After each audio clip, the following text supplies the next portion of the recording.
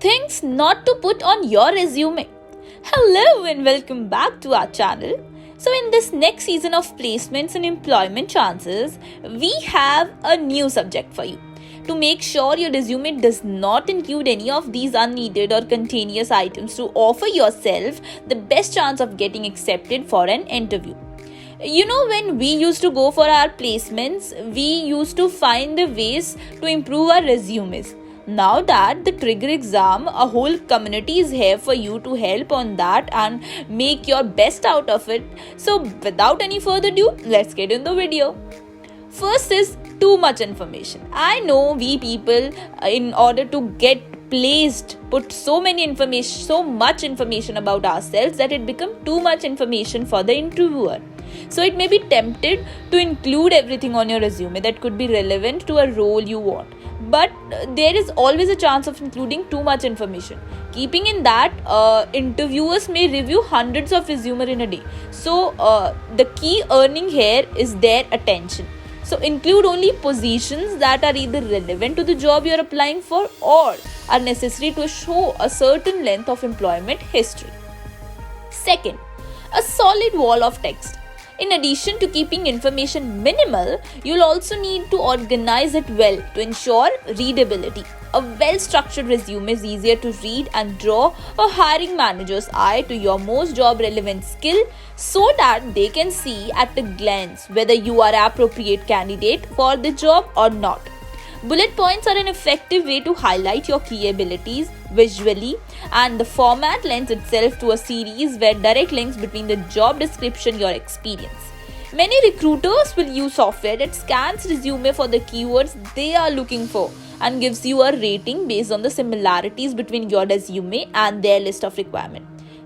FYI, this was a secret tip I was advised to give all of you. So keep in mind and note out in your notepads.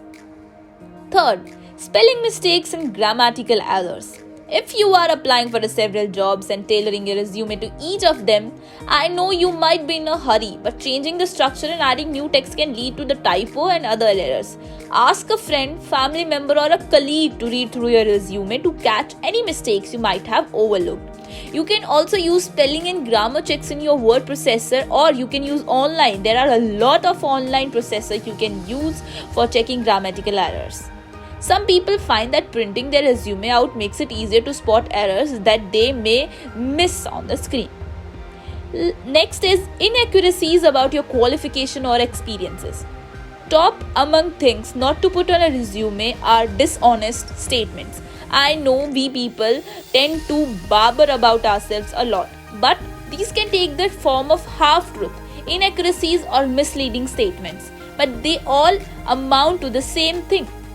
Many hiring managers are actually quite flexible about the requirements and will consider an applicant who has the right attitude even if they don't meet all the criteria they are looking for, so please avoid embellishing your history.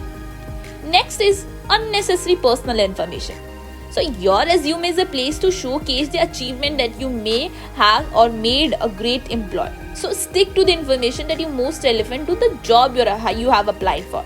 If you had a particularly life-changing experience that led you to your current career, you can include a brief explanation, but otherwise consider saving the rest of an interview.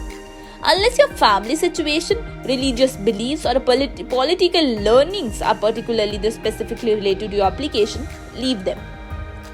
Next is your age. Although hiring managers do their best to not form preconceptions of applicants, it's much better not to provide any information that could work against you. So there are a time when people routinely include their birth date on their resume, but it's not acceptable to exclude reference to your age as much as possible. If the role you are applying for has an age-related requirement, then only you can simply put a statement that could meet and has a date of a birth, but don't go on to any more details about it. Next is negative comments about a former employee. Oh my god, never do that. When writing your resume, omit any details about you left a job or if still employed, why you are dissatisfied with your current position. A employer or a recruiter that has come to hire you will always question why you are doing the job you are not happy with, and also they might have a doubt that if you come to that organization and tend to change the job, you will also do the negative comments you are doing for the job you are already in. So you might include a statement about the kind role you are looking for, but keep it very positive. Similarly, when describing your experience, you should focus on the subject facts relating to your achievements in the role. It's fine to highlight some challenges you face and describe how you overcome them, but avoid speaking negatively about the organization you are working for or you have worked for. Too many details about your hobbies and interests. A hiring manager who is reading through resumes will expect to see some degree of a personal information on a resume.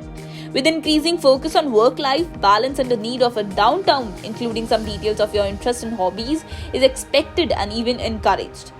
This is particularly true if they are relevant to the job. For instance, if you're applying for a veterinarian role, then mentioning that you volunteer at an animal shelter will demonstrate your commitment to animal care and your altruistic nature.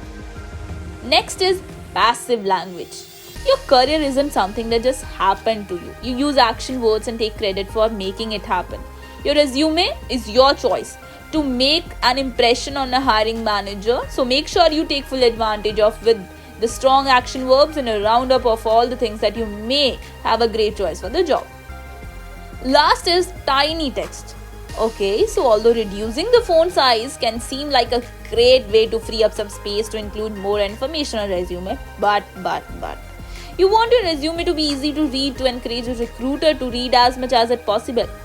Keep your resume to a reasonable length by prioritizing your most relevant skills and using bullet points or short statements to keep the word count down and ensure that there is a little white space on the page that will give it a more visual appeal. So, how was the video, guys? Was it informative for you? So let us know how was the video in the comment section, and also let us know what all videos you need from us. We will sure get back to that. Thank you. Stay tuned.